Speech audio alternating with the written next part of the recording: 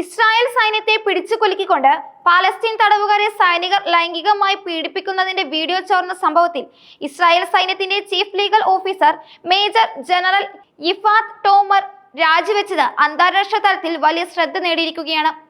ഈ വിവാദ വീഡിയോ ചോർച്ചയെ തുടർന്ന് ക്രിമിനൽ അന്വേഷണം ആരംഭിച്ചതോടെയാണ് ഇസ്രായേലി സൈന്യത്തിലെ ഈ ഉന്നത നിയമ ഉദ്യോഗസ്ഥയുടെ രാജി. 2024 ഓഗസ്റ്റ് മാസത്തിലാണ് പലസ്തീൻ തടവുകാരെ ഇസ്രായേലി സൈനികർ ലൈംഗികമായി ദുരുപയോഗം ചെയ്യുന്ന ഞെട്ടിക്കുന്ന ദൃശ്യങ്ങൾ ചോർന്നത്. ഇസ്രായേലിന്റെ ചാനൽ 12 ഈ വീഡിയോ സംപ്രേഷണം ചെയ്തതോടെയാണ് സംഭവം പൊതുസമൂഹത്തിന് മുന്നിലെത്തിയത്. തടവുകാരെ ദുരുപയോഗം ചെയ്യുന്നതിന്റെ ദൃശ്യങ്ങൾ ചോർന്നതിന്റെ പൂർണ്ണ ഉത്തരവാദിത്തം താൻ ഏറ്റെടുക്കുന്നു എന്ന് വ്യക്തമാക്കിയതോടെയാണ് മേജർ ജനറൽ യിഫാത്ത് തന്റെ പദവി ഉപേക്ഷിച്ചത്. സംഭവം ഇസ്രായേൽ സൈന്യത്തിന്റെ വിശ്വാസ്യതയെ ചോദ്യം ചെയ്യുന്നതിലേക്ക് എത്തിയതോടെ തടവുകാരെ പീഡിപ്പിച്ച സംഭവത്തിൽ ക്രിമിനൽ അന്വേഷണം ആരംഭിക്കുകയും 5 റിസർവ് സൈനികർക്കെതിരെ ക്രിമിനൽ കുറ്റം ചുമത്തി കേസെടുക്കുകയും ചെയ്തിട്ടുണ്ട്. SD ടീമൺ തടങ്കൽ കേന്ദ്രത്തിൽ നിന്നുള്ള ദൃശ്യങ്ങളാണ് ചോർന്നതെന്നാണ് റിപ്പോർട്ടുകൾ നൽകുന്നത്.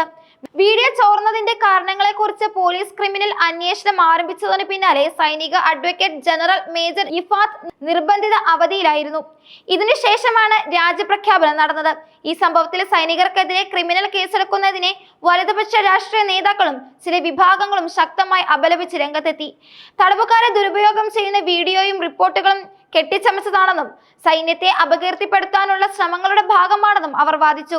ഇസ്രായേലിന്റെ ദേശീയ സുരക്ഷാ മന്ത്രിയായ ഇറ്റാമർ ബെൻഗ്വിർ ഉൾപ്പെടെയുള്ള പ്രമുഖർ സൈന്യത്തിന്റെ നടപടിയെ ചോദ്യം ചെയ്യുകയും ചെയ്തു. മേജർ ജനറൽ യിഫാത്തിന്റെ രാജി തീരുമാനത്തെ പ്രതിരോധ മന്ത്രി ഇസ്രായേൽ കാറ്റ്സ് സ്വാഗതം ചെയ്തു. ഇസ്രായേൽ സൈനികർക്കെതിരെ അപവാദം പ്രചരിപ്പിക്കുന്ന ആർക്കും സൈനിക യൂണിഫോം ധരിക്കാൻ അർഹതയില്ല എന്ന് കാറ്റ്സ് പ്രസ്താവിച്ചു. വീഡിയോ ചോർച്ചയെക്കുറിച്ച് ക്രിമിനൽ അന്വേഷണം നടക്കുകയാണെന്നും യിഫാത്ത് അവധിയിലാണെന്നും കാറ്റ്സ് നേരത്തെ പറഞ്ഞിരുന്നു. ഈ രാജി സൈനിക നേതൃത്വത്തിലും നിയമപരമായ സംവിധാനങ്ങളിലും ഉണ്ടായ ഗുരുതരമായ പിഴവുകളുടെ അംഗീകാരമായിട്ടാണ് വിലയിരുത്തപ്പെടുന്നത്.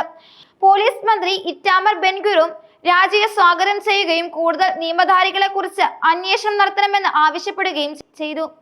യുദ്ധസമയത്ത് സൈന്യത്തിനുള്ളിൽ നടക്കുന്ന നിയമപരമായ നടപടികളെയും അതിന്റെ രഹസ്യാത്മകതയും കുറിച്ചുള്ള പൊതു ചർച്ചകൾക്ക് ഈ സംഭവം വഴി തുറന്നിരിക്കുകയാണ്.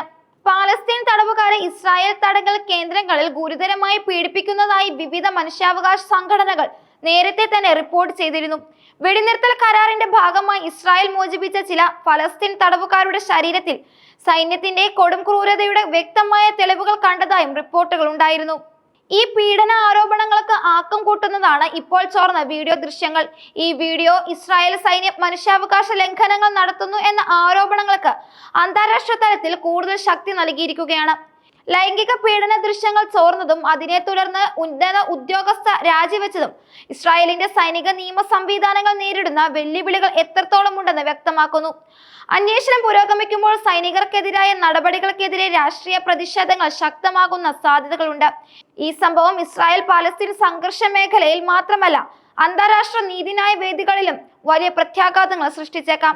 സൈന്യത്തിനുള്ളിലെ അച്ചടക്കത്തെയും നിയമപരമായ മേൽനോട്ടത്തെയും കുറിച്ചുള്ള ചോദ്യങ്ങൾ ഇസ്രായേൽ സർക്കാർ കൂടുതൽ ഗൗരവമായി എടുക്കേണ്ട സാഹചര്യവുമാണ് നിലവിലുള്ളത്.